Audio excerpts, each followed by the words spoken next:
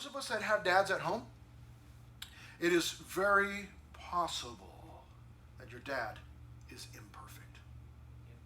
Okay? But it's probably just your dad. Everybody else's dad is probably perfect, right? No. Absolutely not. Okay? Nobody's dad is perfect. My kids do not have a perfect dad. Okay? And what we're going to learn here from this chapter are some qualities, the qualities of a godly father, a faithful father. Okay? And so all of us can learn and take something home today. Now, there are three main divisions in this chapter. And first lesson is, my dad taught me that. Turn the clicker on. The first one is now in English, fundamentally faithful.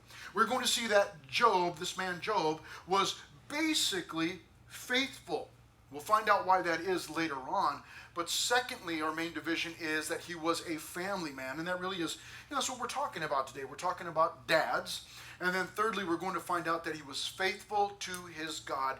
And that certainly has something to say about his being a good family man and fundamentally faithful. I'll tell you now, I know it's anticlimactic, but it's because of his relationship with God. That's why we're holding him up as a model this morning of what a faithful father should look like. But let's get into the first section, which is only verse 1, but there's plenty there. Verse 1. There was a man in the land of Oz, not Uz, whose name was Job. And that man was blameless and upright, one who feared God and shunned evil. So we see four qualities about this man from verse 1 right out of the gate. And a little bit later, we're going to see God testify to the fact that God thought the same things about Job. So we want to know what these things are, because the first one, blameless, throws us off right away. Blameless. What does that mean? Does that mean that Job was perfect? No, it does not mean that he was perfect. The original word is the word tam. Now, it can mean perfect or complete, but it doesn't mean perfect in the sense of sinless. What it means is perfect as complete, like he's the whole package, okay? It goes on to say the definition, one who lacks nothing in physical strength. Sounds like me.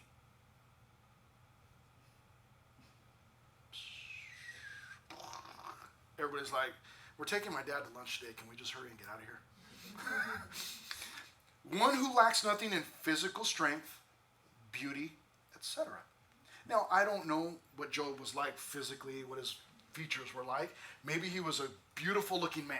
Okay? Maybe he was physically strong, but that really doesn't fit the rest of the verse there. Blameless, upright. So let's move on. It goes on to say, blameless, sound, wholesome.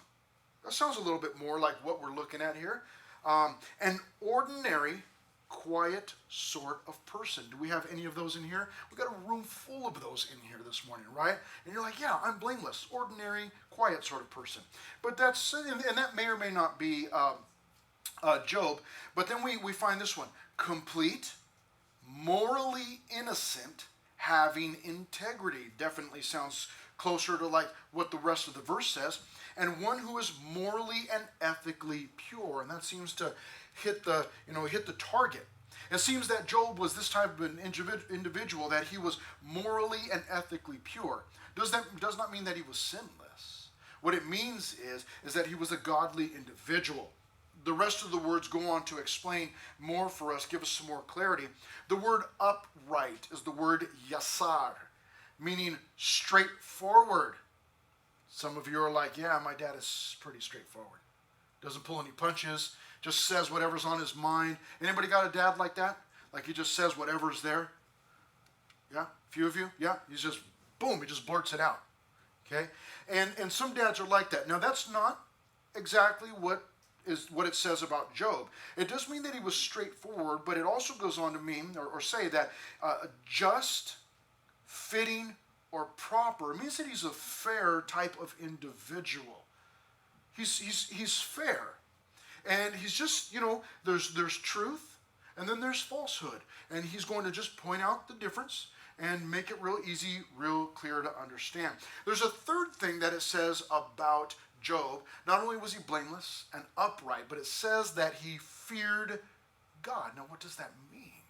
Does that mean that he was afraid of God, living in fear? Well, no, it doesn't mean that. It means that he was reverent or deeply respectful of God. It means that he had a healthy fear of God. This is something that is in short supply in our world today. We're seeing, I know that you guys have all seen them, videos, countless videos of smash and grabs where people just walk into the store or even walk into a mall. They'll walk in there with a hammer, smash the glass of the counter at the jewelry store, grab as much jewelry as they can, and they just walk out. Or you'll see ladies go into Ulta, and they're just got a bag and they're just clearing the shelves, put it in, and then they just walk out and get in their car and walk. They don't care. They're not wearing a mask. They're just whatever. They're just bold. That is a loss of the fear of God. They have no fear of God, and so because they have no fear of God, they have no self-control. Their lives are chaotic. And what he's saying here about this man Job is that he was deeply respectful of God, that he feared God, and so he didn't do things like that. His life was self-controlled because he feared God. He had a healthy, deep respect for God. And there's a fourth thing that we learn here in this verse, and that is that he shunned evil. He turned aside from it. Some of you like football. Some of you are probably football players. And it's the picture of a running back or a receiver or somebody with the ball in their arm. And as they're running, cupping that ball and protecting it, they're pushing away would-be tacklers. That's the idea, is that Job, as he walked through life, protecting his heart, would shun evil. He was avoiding it, trying to get around it and away from it, and pushing it aside and not allowing it to take root in his heart. It has been very, very sad for me oftentimes throughout many years of ministry to hear terrible stories about families and specifically about dads who do not shun evil, but they actually partake in evil and even invite that evil into their home among their family members, their kids. Maybe even introducing their kids to sinful things, to wicked things. Dads who will just watch anything on TV, whether it's got cussing or sex scenes or whatever it might have, and they just allow their family to just come in and watch it. Job was not that type of a man. He was the type of man who would shun that evil and say, no, we're not doing that. We're protecting our hearts here. And he would do his best to protect his family. Now, speaking of family, let's get to that. Verses 2 through 5, we find out that not only was Job a fundamentally faithful man, but he was also a family man. And this is the heart of what we're talking about today. Being a family man, being a dad. Okay? If a man doesn't have kids, then he's not a dad. Job had kids. It says that he had 7 sons, in fact. Can you imagine, ladies? Can you imagine having 7 brothers? And 7 sons and 3 daughters were born to him. So he had 10 kids altogether. So he was a dad 10 times over. And in verse 3 it says, also his possessions were 7,000 sheep. It goes on to tell us about his camels to let us know how wealthy he was. He was a very wealthy man. But here's the next thing that we find out in this section on family man, and that is that in his family there was sibling love. Oftentimes when there are siblings, the word love doesn't go along with that. Oftentimes it's sibling rivalry. We have whole TV shows, reality shows about sibling rivalry. In Job's family, there was sibling love. Let's take a look at verse 4. And his sons would go and feast in their houses, each on his day, and would send and invite their 3 sisters to eat and drink with them. So we see the siblings gathering together. These 7 sons would gather. They would take turns hosting at different houses. And then they would also invite their sisters. Some of you today perhaps are getting together with more than just your immediate family. You're getting together with extended family. Anybody doing that today? Anybody getting together this afternoon with extended family? Okay, a couple of you are. And they would do this. They would get together with their extended family and celebrate. I can remember growing up, everything took place at my grandparents' house. If there was a birthday, if somebody graduated, whatever it was, holidays, we always went to my grandparents' house. And by we, I mean, large Mexican family. And so, I mean, we would just have the place packed out. Everybody would show up, aunts and uncles, and everybody's there with all their kids. And, it's just, everybody's there having a good time. My grandparents passed away several years ago, and so we don't get together like that anymore, at least not the entire family. Many of my cousins have older parents now, my aunts and uncles, and so, they might get together with their whole clan, but I still have a cousin who will invite several family members over. And we'll get together at his house, and it's loud, and, we're eating, and we're watching the Super Bowl, or it's the one time a year that I watch football. But, you're watching the Super Bowl, or you're eating, your Thanksgiving, or whatever it is. But that's something that my cousin learned from my grandparents, because they saw the importance of family and gathering everybody together. And so he has continued that legacy, trying to bring as much of the family together as possible. And hopefully our kids will continue to do the same. Well, in Job's family, we can safely assume that Job encouraged this. And so the 7 sons would get together. They'd invite their 3 sisters over to eat and drink with them. Sibling love. In verse 5, we find out that in Job's family there was also sacrificial love. Look at this. So it was, when the days of feasting had run their course, that Job would send and sanctify them. Anybody know what sanctify means?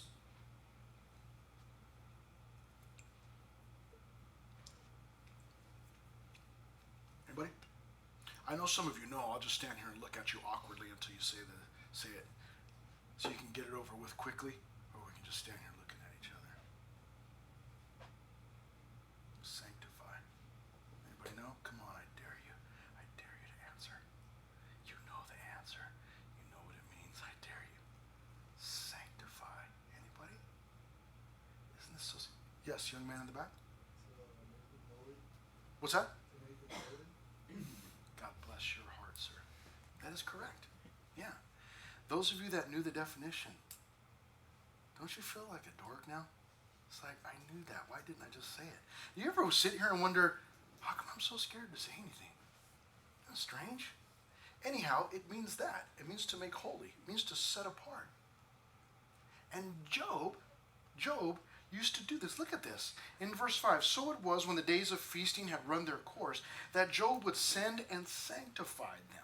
And he would rise early in the morning and offer burnt offerings according to the number of them all. Some of you know what a burnt offering is, because you've been through Leviticus. Okay? Should I ask you what that is? And we can just sit here and look at each other awkwardly again? No. Let's not do that. A burnt offering was something that you offered for sin. And Job, we're told here that he would regularly do this on behalf of his own children. So he would take from his own flocks or his own herds, his own animals, and sacrifice on behalf of his kids. And he says this at the end of verse 5. Job said, it may be that my sons have sinned and cursed God in their hearts. Thus Job did regularly. So Job was covering his kids. He would take of his own animals and provide for his kids. Isn't that funny? Now today, and I remember what it was like to be young, and holidays come up and you ain't got no money. You can't get nothing for your dad, So many of us are going to celebrate Father's Day today, but our fathers are going to provide everything. Isn't that funny? And they might even go out and, hey, we're going to have a barbecue to celebrate Father's Day. But dad's got to go out and barbecue his own meal, And that's how dads are. They do those kinds of things. And that's the kind of man that Job was. He had this sacrificial love for his kids, where he would rise early in the morning. He'd give up sleep. He would take from his own animals and give these offerings on behalf of each of his 10 kids. afraid, or not afraid, but just so that if they had sinned and cursed God in their hearts, that they were covered. Now, we get to verse 6 here where we start our third and final main division, which is faithful to his God. A good dad is going to be faithful to his God. This is the part of the story beginning at verse 6 that all of us are familiar with as far as Job is concerned. What is the story or the book about Job all about? Some of you, so those of you that are familiar with Job, you'll know that it's about this man suffering. And that later on in the book, he questions God. He certainly was not perfect, but he questioned God. And all of us are familiar with that. Well, here is where it begins. Look at this in verse 6. Now there was a day when the sons of God came to present themselves before the Lord. Sons of God, that's another term for angels. So we've now moved from looking at Job, and we've now gone into the heavenlies to the presence of God, and there's an account there that we're looking at of something taking place in the presence of God. So angels. There was a day when the angels of God came to present themselves before the Lord, and Satan also came with them. And the Lord said to Satan, "From where do you come?" So Satan answered the Lord and said, "From going to and fro on the earth, and from walking back and forth on it." And then in verse 8 and verses 9, we find out that this Job, he was faithful to his God. We find out that he was a servant of God. In fact, God says this himself about Job. Look at verse 8. Then the Lord said to Satan, "Have you considered," here it is, "my servant Job?" And then God says about Job the same thing that we were told in verse 1, that there is none like him on the earth, a blameless and upright man, one who fears God and shuns evil. So Satan answered the Lord and said, "Does Job fear God for nothing?" In other words, is Job this faithful man just for no reason? Is Job a faithful man just because he's just such a good guy? Satan continues in verse 10. "Have you, speaking to God, not made a hedge around him, around his household, and around all that he has on every side? You have blessed the work of his hands, and his possessions have increased in the land." So you see, what Satan points out, we're actually learning something from Satan here. We're finding out that this man Job was not only a servant of God, but he was surrounded by God. See, this is the secret to Job's success. It is the blessing of God in his life. And Job recognizes this, and a little bit later at the end of the chapter, we'll hear this from Job's own lips. But a good dad is going to recognize that the good things that he has are from God. Some of you in here might have a dad that you try to thank. "Well, Dad, thank you so much." And your dad always responds with, "Hey, thank God." And you think, why can't, I always thank my dad. Why can't he just say thank you very much, or hey, you're welcome, or whatever? Why is he always thanking God? Well, it might be that your dad recognizes that every good thing comes from God. And so in saying, when you say thank you to him, he just immediately responds with, "Well, thank God." Because that's where his mindset is. That's the mindset of Job. Job understands this. Job has been surrounded by God, and that's the secret to his success. Satan continues in verse 11. He tells God, "But now, stretch out your hand and touch all that he has." What does he mean by touch all that he has? He means take away everything that Job has. And Satan goes on to say in verse 11, "And he will surely curse you to your face." He says, listen, Job is such a great guy because you're surrounding him. But he tells him, you take away all of his stuff, and Job is going to curse you to your face. You'll see. And so in verse 12, the Lord said to Satan, "Behold, all that he has is in your power. Only do not lay a hand on his person." So Satan went out from the presence of the Lord. So here's what happens in verse 12, this exchange.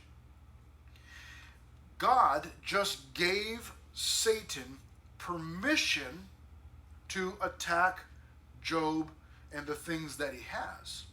Now, he does specify there, only do not lay a hand on his person. In other words, you can attack all of his possessions and all of his stuff, but you have to leave Job himself alone. So Satan goes out from the presence of the Lord. And here is Satan's handiwork beginning at verse 13. Now there was a day when his sons and daughters were eating and drinking wine in their oldest brother's house. And a messenger came to Job and said, the oxen were plowing and the donkeys feeding beside them, when the Sabaeans raided them and took them away. Indeed, they have killed the servants with the edge of the sword, and I alone have escaped to tell you. While he was still speaking, another also came and said, the fire of God fell from heaven and burned up the sheep and the servants and consumed them, and I alone have escaped to tell you. While he was still speaking, another also came and said, the Chaldeans formed 3 bands, raided the camels, and took them away. Yes, and killed the servants with the edge of the sword, and I alone have escaped to tell you. While he was still speaking, another also came and said, your sons and daughters were eating and drinking wine in their oldest brother's house. And suddenly a great wind came from across the wilderness and struck the 4 corners of the house, and it fell on the young people, and they are dead, and I alone have escaped to tell you. In a day, Job loses everything. He will walk away from this day with these 4 servants. He's lost everybody else, including his kids. He still has his wife, who he may later on down the road think, oh my goodness, why is she still here? Because she ends up being a pain in the neck to Job. He's got some friends left that will do their best, it seems, to discourage him later on. But in one day, everything that he has is wiped out. Now these events and Job's response in just a moment have caused some throughout history to say, you know what, this isn't a real account. This is not a real story. This is mythology. It must be, Jewish folklore or mythology, because who could lose all of that stuff in one day? Well, keep in mind that God gave Satan permission to attack. This is how Satan attacks. We're told that Satan came to do 3 things. Does anybody know what those 3 things are? Anybody? Yes. Yes, that is it. Perfect. Yes. He came to steal, kill, and destroy, and that's exactly what we see here. And he's doing his best to rip Job off, because what Satan wants to see is he wants to see Job cursing God. He wants to prove once and for all that, you know what, this man Job, the only reason he likes you is because you give him stuff. And so we're about to find out what the answer is here in just a moment. But Job here loses everything he has in one day. And his response in just a moment may cause us to think, who could do such a thing? But keep in mind that this story, this account, is in the Bible because it is extraordinary. It's not just an ordinary story with no lessons in it. This is an extraordinary account about an extraordinary turn of events with an extraordinary individual. And so when we see his response, we may tend to think, oh, come on, who could do that? But remember that this man's heart is surrounded by God. In verse 20, we find out that not only was he a servant of God, but he was surrounded by God, but he also stayed committed to God. Verse 20, then Job arose. So he's sitting down wherever he was at. He was down. It says that he arose. He tore his robe and shaved his head. If you're taking notes, you can write there that he humbled himself, or he humiliated himself. This tearing of the robe and the shaving of the head, these were common practices for someone that was in mourning. So he gets up, immediately tears his robe. Now, his robe doesn't mean that he was still in his bathrobe. Like, oh my gosh, it's afternoon. This guy's a bum. He's still in his bathrobe. Those were his clothes. They called them robes. And he gets up and he tears his robes because that's humiliating, right? You've ever been somewhere and had your clothes torn? Somebody could see your chonies or something, and you're like, oh my gosh, it's humiliating. It's a funny story about my son.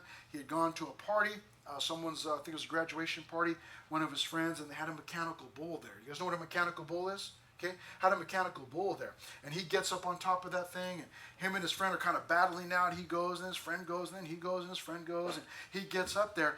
And the last time that he was on it, he was like, "Hey, turn the thing up, man! You know how guys are, like, turn it up all the way, man. Let's go for it. Come on, And all of a sudden, he's Mr. Cowboy or whatever, and he gets on the thing. Well, as it throws him off, his pocket got stuck, and as he falls down off of that thing and hits the mats, it tore the back of his pants. So as he gets up, he's got the back of his pants hanging off. Everybody can see his, chonies right there. And he had to pick it back up and borrow a pair of pants from the friend there that lived at the house. Anybody ever been in that kind of a situation? You're like, no way, who would do such a thing? But you ever had your clothes ripped? Maybe you're at school and your clothes ripped. Anybody? Okay. Job did this to himself. He tears his own clothes. Shaves his head. Common practice. Make yourself, it's going to make himself look dumb. It was a dishonorable thing for him to have a shaved head, so he shaves his head. So he humbles himself. But he does something else there in verse 20, and that is that he worshiped. Now I want you to notice his posture. Then Job arose, so he gets up when he hears the news. He stands up, rips his clothes, takes off to wherever he's got to go, shaves his head. And then, once he does that, he fell to the ground and worshiped. These are the actions of someone that is devastated, overwhelmed, mourning. Job is not some robot, he's just so faithful that, he has no feelings. He absolutely has feelings. These terms and these phrases in this one verse are not enough to explain all that Job was experiencing. But he tears his robe, he shaves his head, then he falls to the ground. It doesn't say that he bowed down gently or very piously, and hey, let's bring in the worship team, and let's get some worship going. He falls down on the ground and he worships. And here's his response: naked I came from my mother's womb, and naked I shall return there. And then he makes this statement as he's worshiping: the Lord gave, and the Lord has taken away. Blessed be the name of the Lord. You see, this man Job, being a faithful man, a faithful dad, understands that the things that he has, the possessions that he has, the family that he has, the herds and the sheep and the flocks and the cattle, all of that, he understands that all of that stuff came from God. Listen, does your dad understand that all of the good things he has came from God? If your dad is a dad that acknowledges that, listen, all the good stuff we have is from God, you guys. If he tells that to his family, that's a good dad. He's thinking correctly. The good things we have, yes, they may be a result of going to work and working hard and earning money and making wise choices, yes. But those things come from God. The wisdom, the hard work that's in the heart, those are things that come from God. And if your dad is a dad who realizes that, listen, if we have good things, it comes from God. And if we lose it, it's because God gave it to us and God may take it away. Job understands that. If you have that kind of a dad, you got a good dad. The Lord gave, and the Lord has taken away. He didn't say, I earned these things. It was God who gave them. Some of us do not like this concept. We don't understand this. We do not like it.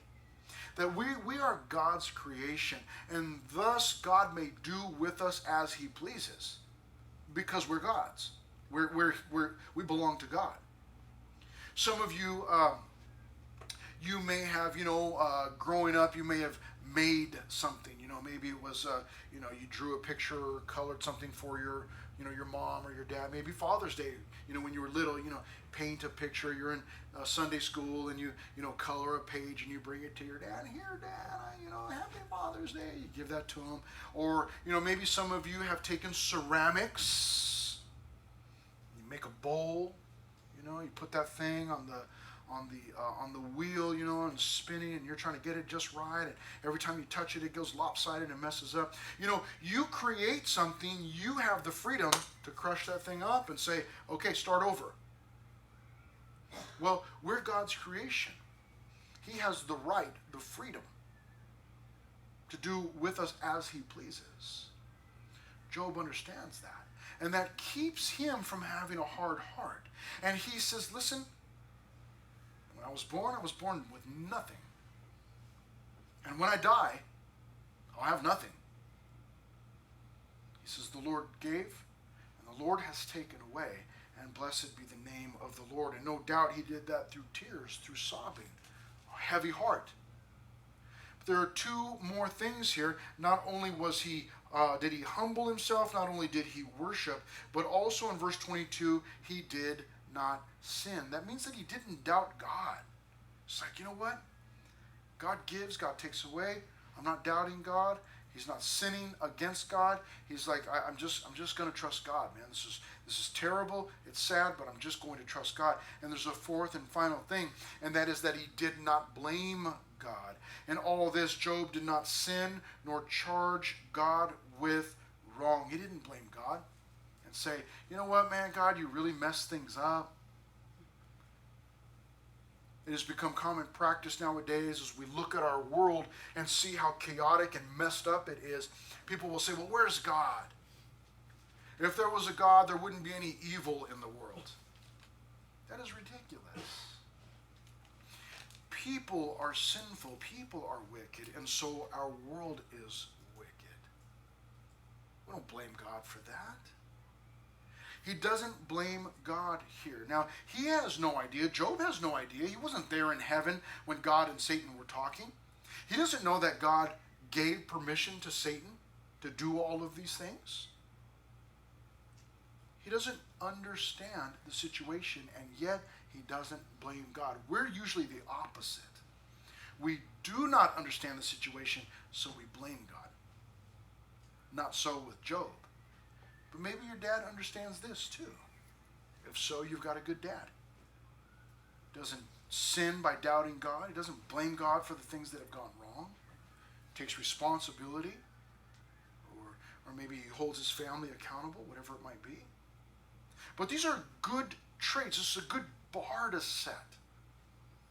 A columnist many years ago wrote this. She said, I received a letter from a single mother who had raised a son who was about to become a dad himself.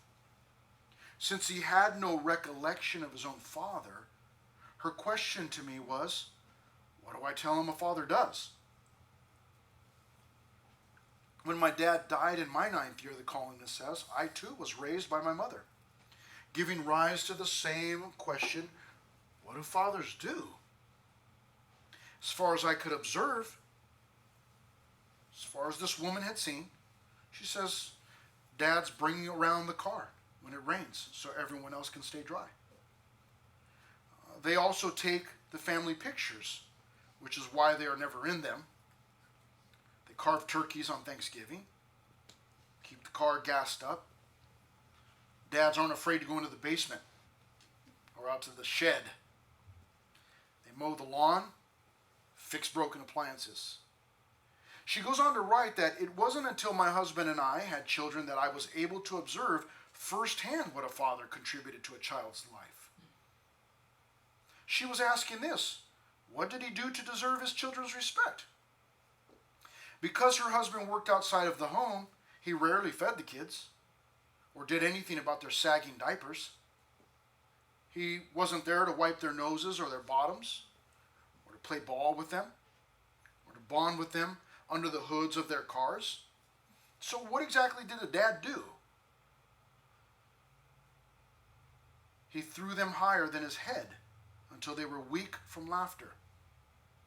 He cast the deciding vote on the puppy debate.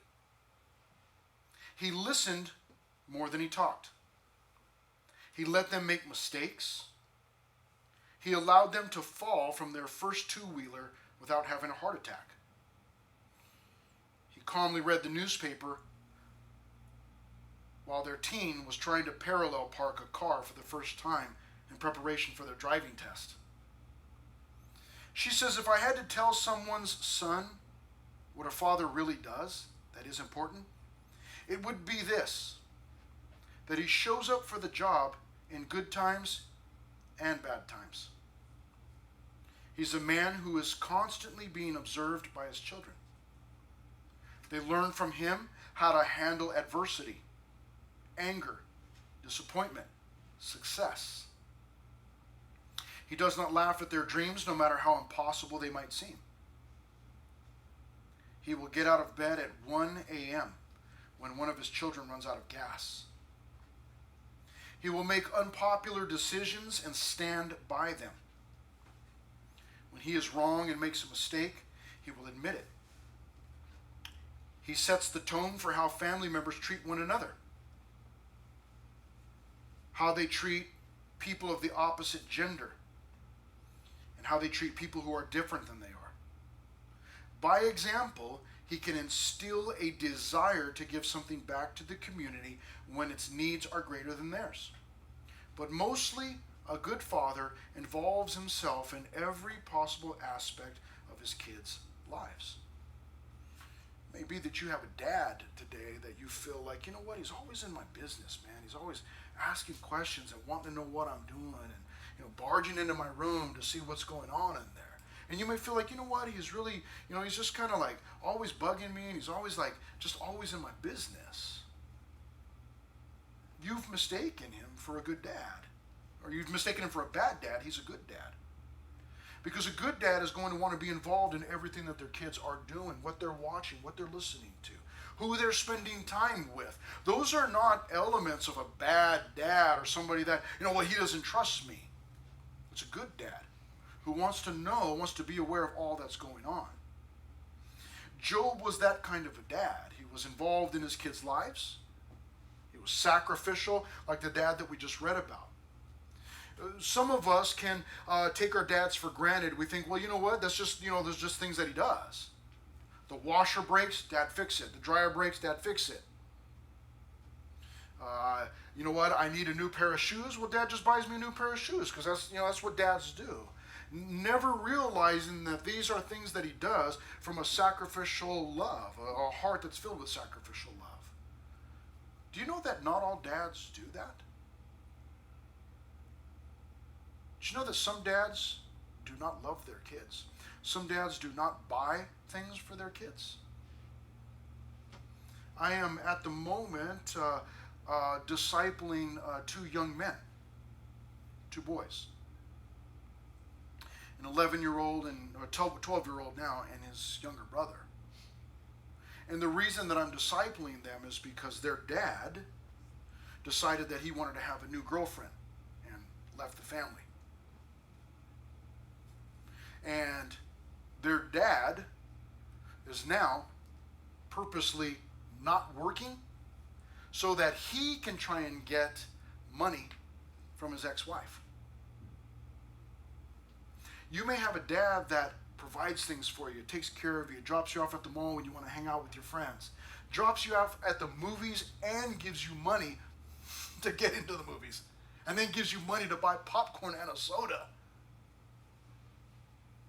Not all dads do that. If you've got a dad that's imperfect, but he's trying his best, our job is to pray for that dad. And say, God, help my dad to be more like Job, a servant of God, faithful to his God, a faithful father.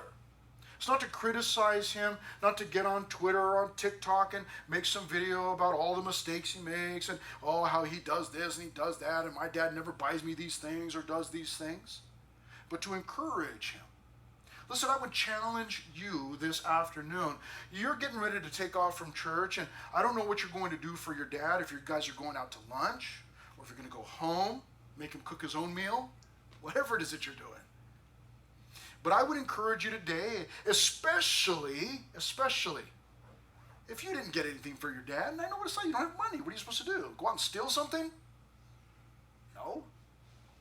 But I would encourage you, more than just signing a card with your name, and sign your name on the card that your mom bought. I would challenge you to verbally express your appreciation to your dad today. Oh, that's so awkward. I don't want to look at my dad. What? He looks at you. He provides for you. He loves you. And, listen, this is going to shock you. So I'm glad you're sitting down. He loves you. And you, my friends, are actually far from perfect. Regardless of what your social media page says, you are not all that glorious. And yet your dad loves you and puts up with your attitude. Or maybe he doesn't, which is a good thing. But I would challenge you today, maybe you have to call him. Maybe he's not in the same house. Maybe you got to call him. And you go, my dad hasn't done nothing right. Well, look for something. Just maybe he's only done one thing right. Maybe you need to call him and just say, hey, thanks for giving me life, buddy. Happy Father's Day. But if he's done something good, instead of just overlooking it, well, it's just what dad does. He just, he mows the lawn, or he fixes things, or, he paints things, or he just does whatever, It's just normal stuff. No. Thank him for those things. Thank you so much for doing those things. I challenge you to do that today.